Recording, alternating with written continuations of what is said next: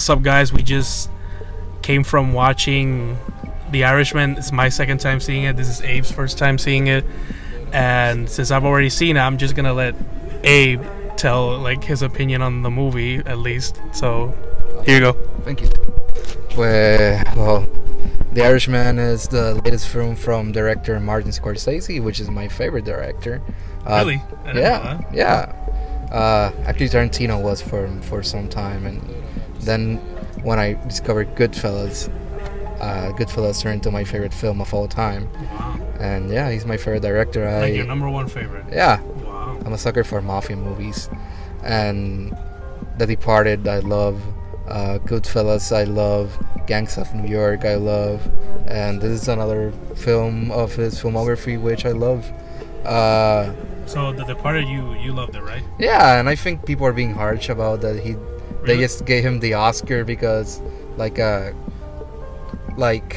say like we're sorry we didn't give you an Oscar before, but I think it was a superior movie that year.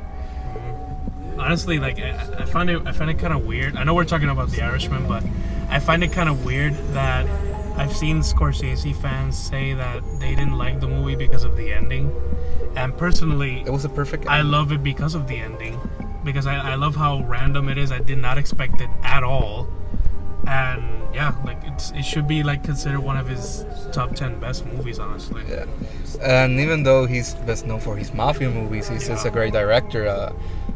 At the same time, he does like great mafia movies. He did like great movies like Silence, Yeah. like Hugo.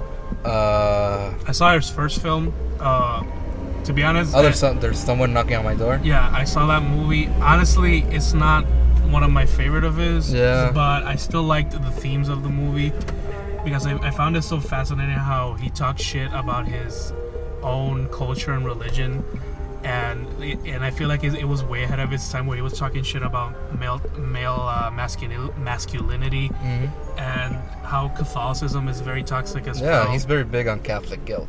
Oh yeah, for sure. Like I could tell, and I think the reason why I didn't like the movie is because it made me very uncomfortable, Okay. especially the part when he was like literally blaming his girlfriend for being raped. Yeah. I was like, are you fucking kidding me? But I did love how the movie fooled me into thinking it was gonna have a rom-com ending. We solved our differences, honey. But resulta que, I mean, sorry for speaking Spanish. But then like, for some reason like they didn't like solve anything, and the movie's like, yeah, fuck all of that. Yeah. So I love that, but the movie still like fucked me up. And yeah, The Irishman is receiving backlash because It is the woman barely speak in the movie. really. Yeah, and I it's didn't like, know that. And for me, the great part of Anna Paquin's role in this movie was her lack of words, because with her lack of words, she said a lot. Oh, she's the one that played the daughter, right? Yeah. The one that played Rogue in X-Men. Yep. Okay. She like Yeah, her face said a lot. Yeah. That's true. her face said a lot, and not to spoil the movie, when a crucial part of the movie happens regarding Al Pacino's character. The daughter knew what happened just by looking at her father, and that look itself was worth $1 million. She probably didn't know the whole story, but she knew that he was involved in some way. Yeah. Yeah, because she knew what the kind of man her father was, a killer. Yeah. No, she knew all of that, and I loved how she was how she said barely any words. She didn't say anything, and then when she finally says something, it kind of had an impact, in my opinion. Yeah. But I think another reason why she was mostly quiet is because she was afraid of her father, which is something that people should consider, if that's true what you're saying, because I didn't know that people had a problem that, she barely spoke. Oh yeah. Because I think it was important that she didn't speak, because I know that sounds bad, but it's just that it just showed that how she and her sisters were actually afraid of their own father. Yeah. That you knew just by like her interacting with Joe Pesci's character. Yeah. She was like scared Shitless. She was scared shitless of him. Yeah. And then comes Jimmy Hoffa, Al Pacino's character. Oh yeah, for sure. And she acts like, and for the first time, she has this paternal figure that treats her like a kid.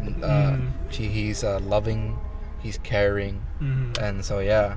But what? Either way. It's so strange because like she had like this vision of Jimmy as of this guy who's like a shining knight when he himself is just as bad as corrupted as her father. I mean, I don't know that much about Jimmy Hoffa in real life, but at least in the movie he like has a line. I mean, he doesn't kill people from what I understand, but he's very corrupted. Yeah, he's very corrupted. He doesn't give a shit about, like I would say he's guilty of white collar crimes, but still they're crimes. They're still crimes though. Yeah. But yeah, at first I was kind of annoyed about that. Actually, I didn't know how to feel about the attachment she felt with Jimmy. But after thinking about it and talking with my brother about it, I realized like it's understandable because she doesn't live with Jimmy Hoffa. Yeah. She just knows what Jimmy wanted her to know. Yeah. And just because of that, she was like so affectionate towards him. Yeah, yeah. And with her dad, she literally knew everything about him. Shit. Well, anyway, The Irishman, it lasted 3 hours and a half. Didn't felt that way. Yeah. I think it was very good paced. The CGI was actually good.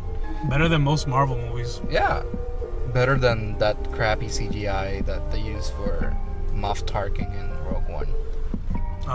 Yeah, that's true. I love that movie, but yeah, that's true. But yeah, it's a great movie, but it's kind of sad. You feel sad watching it because Scorsese is getting old.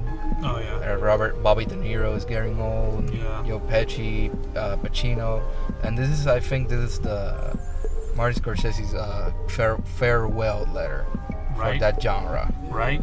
I saw that in an article, and I told him about it, and you agree, right? Yes. Yeah, it's like a goodbye letter for mafia movies. Yeah. Because from what I understand, like mafia movies don't have the same punch that they used to. I mean, nobody's even making them anymore. Yeah, and I know Scorsese's gonna quit when he's dead. Oh, because for sure. even though he's not making a film, he's working on a documentary of sorts. He's always making these documentaries for HBO. Oh. And he's always active. He has the energy of a young man. Yeah. But yeah, he as an old person, he still makes rock music. Like he's like the Mick Jagger of directing. Yeah, I mean, he makes punk music with films. You're actually lucky because your favorite director's still active. My favorite director is not active anymore, and that fucks me up. But yeah, which is John Carpenter. So yeah, but yeah, you're lucky in that regard because I don't know if he'll ever make a movie again. Yeah. And even if he does, I hope he does it because he wants to. Because a lot of Carpenter fans are saying like, yeah, he should make another movie. But I'm like, yeah, I want to wait until he wants to because we've already seen movies he's done that he didn't like doing, like Ghost of Mars and The Ward and Escape from LA. Like all of these movies are movies he didn't even want to do, and they fucking suck. And it's like with Scorsese being part of the new Hollywood class, Spielberg, Coppola, George Lucas. He's the only one being active because Spielberg is, but Spielberg's last works haven't been received all that well. Because of the Netflix. Because of what he's like Netflix? His movies haven't been so hot. Oh, his movies. Like Ready Player One, I think was his last film. And yeah, it was. I actually liked the movie, but obviously, like, it's not as iconic as his old movies. Yeah, and he also made Bridge of Spies was a solid movie. Oh, he directed that one? Yeah, and The Post too. I thought he was just the producer of that one. No, he directed. Oh, and okay. And also The Post. They were not bad movies. He directed The Post also. Yeah. I did not know this. Sorry. There were good movies, but those were movies that like created much conversation as Scorsese movies still do. Yeah, because Steven Spielberg unfortunately is past his prime. Yeah. His prime was literally in the 70s and 80s. Yeah. When he made Indiana Jones with Lucas, when he made Jaws, when he made E.T., like all of those iconic movies. People even say that he's the one who directed Poltergeist, even though he was the producer. We all know he directed Poltergeist. Yeah, what? We all know he directed. Yeah, Poltergeist. we all know he did, because the only reason he wasn't directing is because legally directors can't direct more than one film at a time.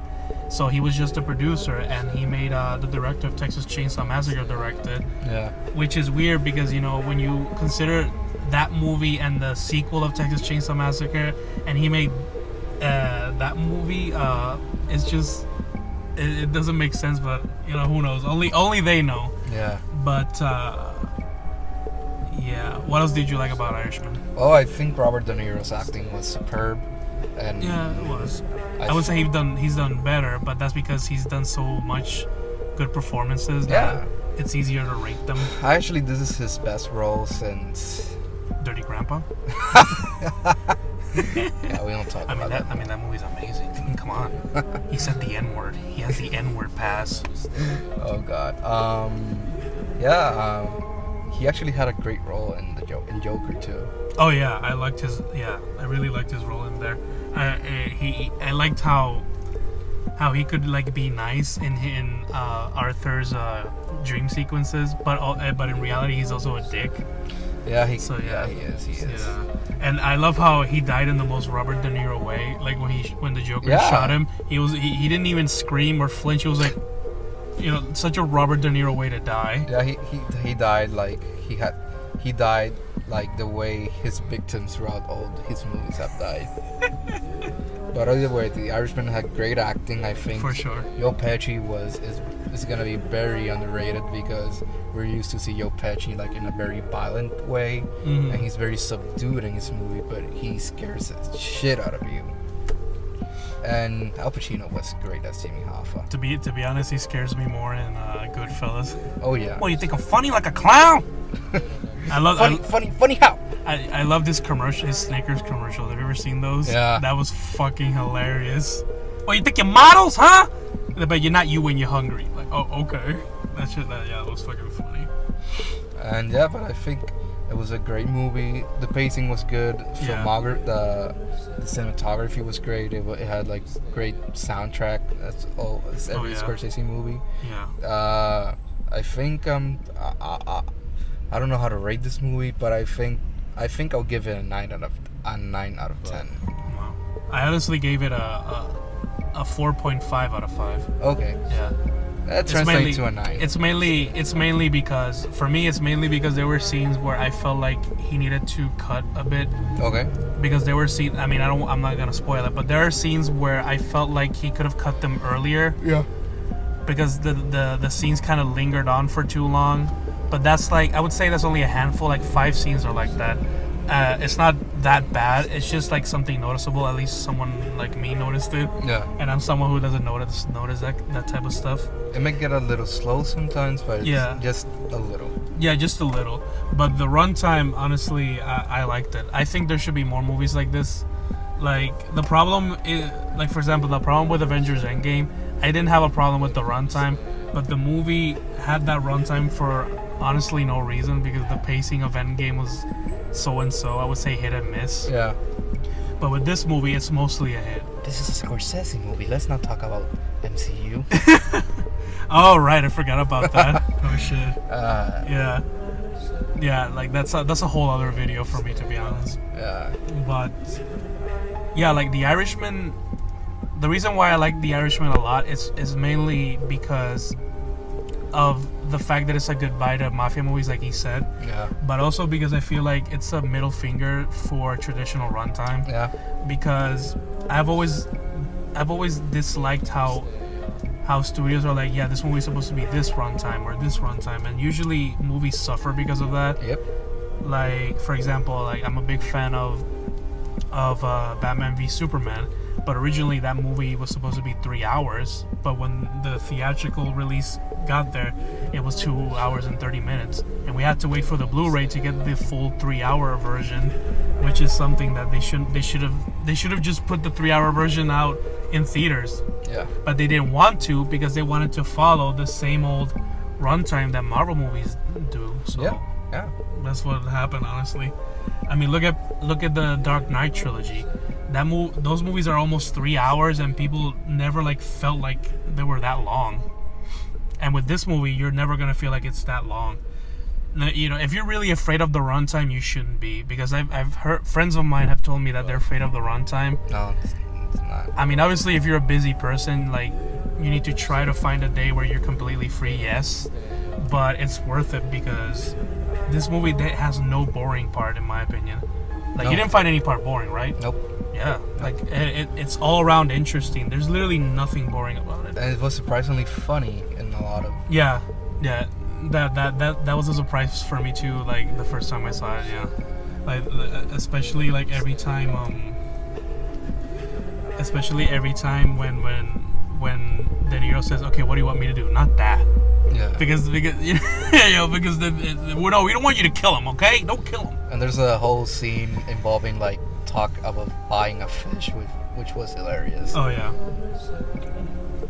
And for me, Jimmy Hoffa dancing is iconic. Like going like Jimmy. I don't know why people don't talk about that more, in my opinion.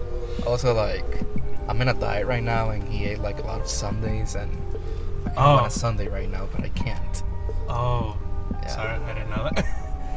I think yeah, that's something that was also kind of funny. The fact that he always ate Sundays, even though he's an old man. Yeah, you hear Jimmy Hoffa and you think about the mob, but he didn't drink alcohol. He was always drinking Canada Dry ginger ale, and he was always eating Sundays. Was he an alcoholic? I don't think so. They just said he didn't like alcohol in the movie. Usually alcohol. To me, in my experience, usually alcoholics are the ones that are like, yeah, don't drink in front of me, and then drink ginger ale and stuff like that. Which is you say Jimmy Hoffa is of Irish descent, and people will think he is someone of Irish descent in the Union world, in the mob world. Oh, he's gonna drink a lot. He was a very really. He is from Irish descent. Yeah. I did not know that.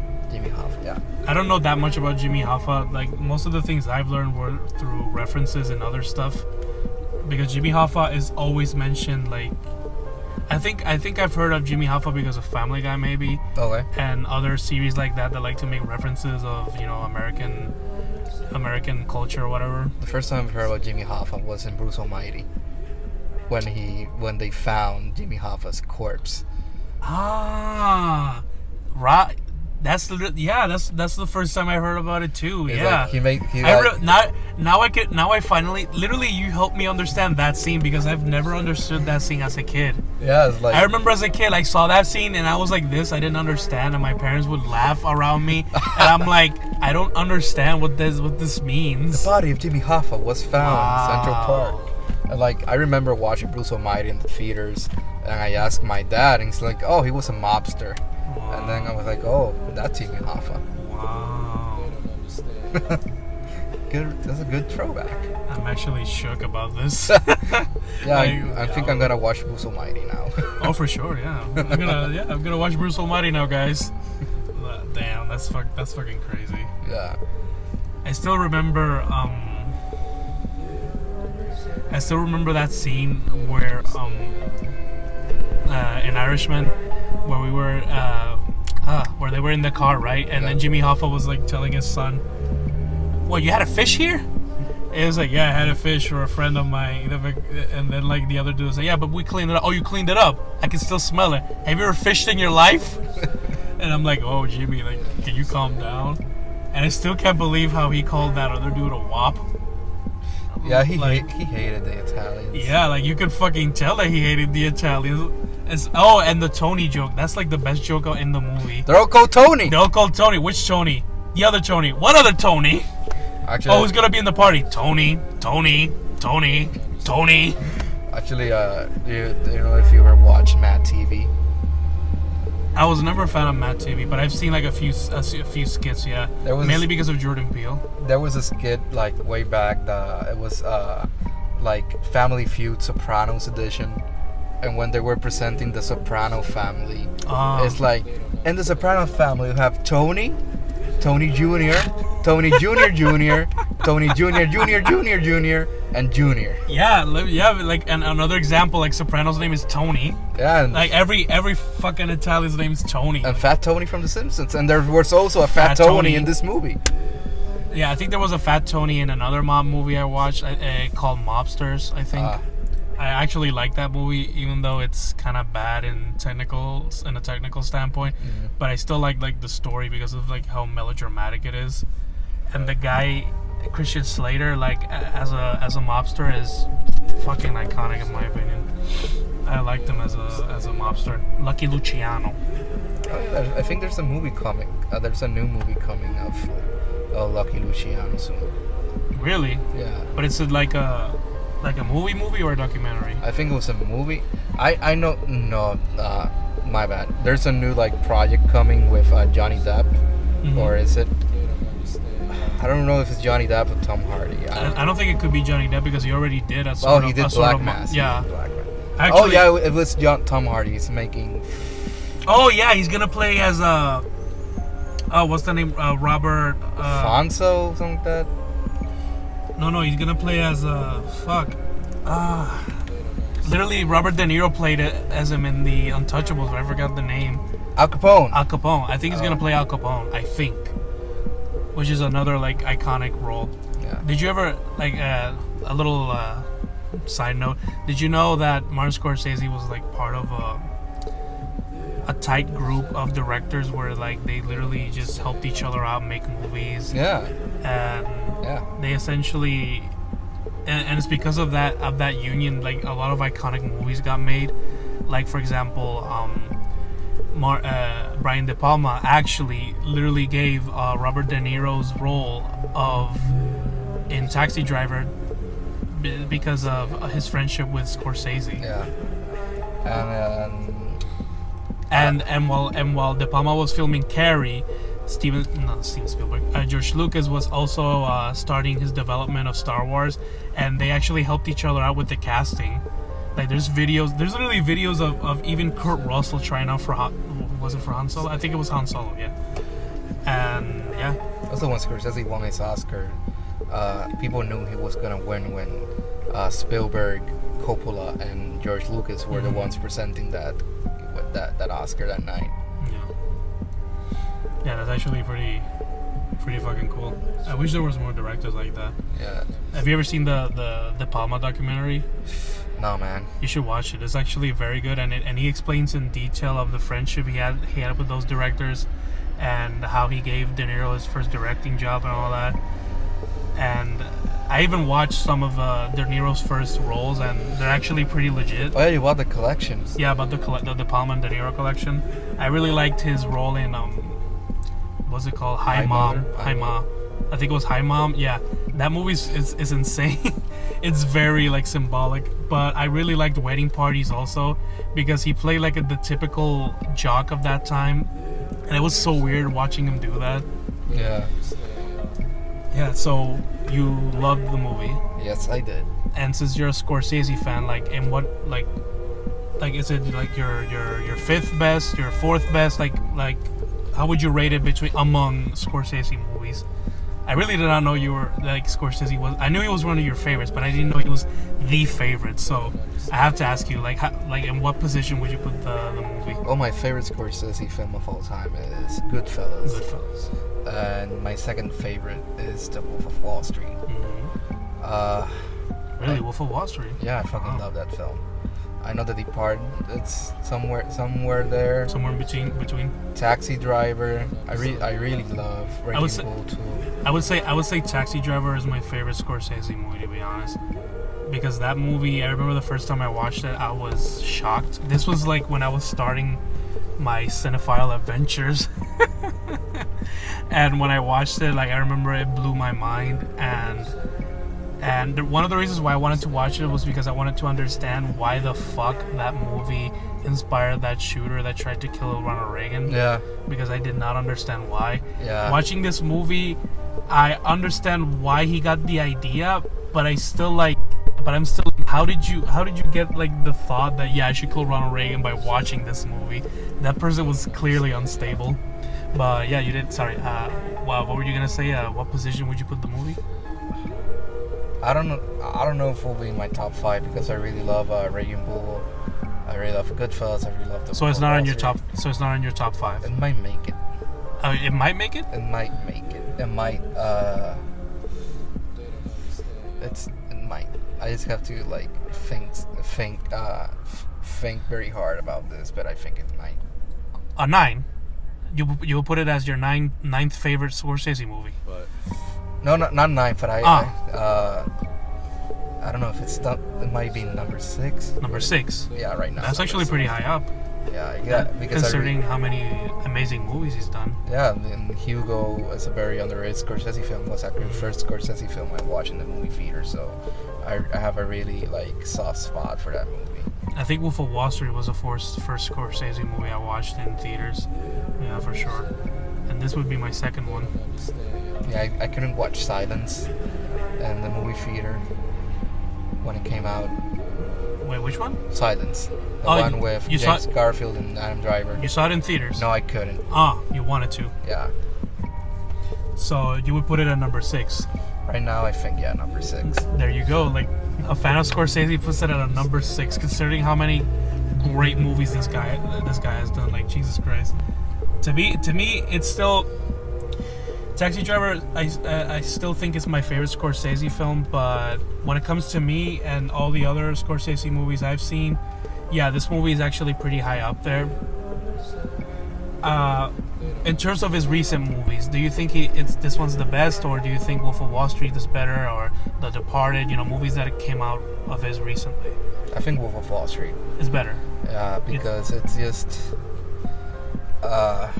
Yeah, Leonardo DiCaprio in that movie was amazing. Yeah, he should have gotten an Oscar for that one. True.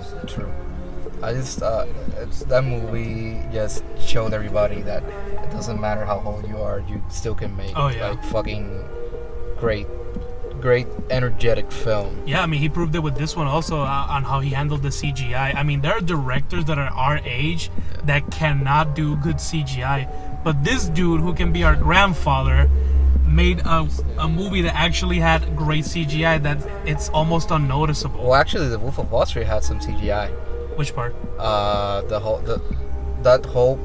Every scene that involved them traveling in boat. Oh yeah, he pulled the David Fincher basically. Yeah. He used CGI for the locations and stuff like that. Yeah. It was masterfully done, like Fincher did in 7 and Zodiac. Yeah. And Zodiac, and sometimes I still can't believe he did CGI for movies like The Social Network and Did You Grow Up with a Dragon Tattoo? He did it so great though. Yeah, but it's still like strange to me because it's like, damn, like he really used CGI for all that? Yeah. Because usually directors just use prosthetic effects, blood and all that stuff. Yeah.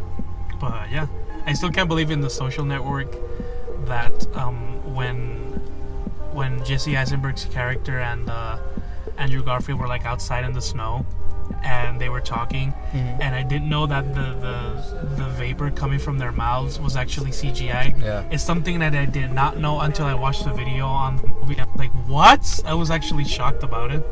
Yeah, maybe we'll have to do a Fincher video soon. What? Maybe we'll have to do a Fincher video soon. I think he's one of the greatest. He's one of my favorite directors, and I think that yeah, I mean, as soon as he makes a movie, we can watch it together. I mean, right now he seems to be focused on series now. Yeah. And he's even making a prequel for the Chinatown apparently. Yeah. Yeah, and I'm like, at first I was like, I don't know how I feel about Chinatown having a prequel series, but then when I saw the name Fincher attached to it, I'm like, okay, I'm sold. I think Gone was his last film, right? I think so. I'm not completely sure, but I think so. And I remember watching it, I was amazed. I think I watched it 3 times because it was like so insane. Yeah.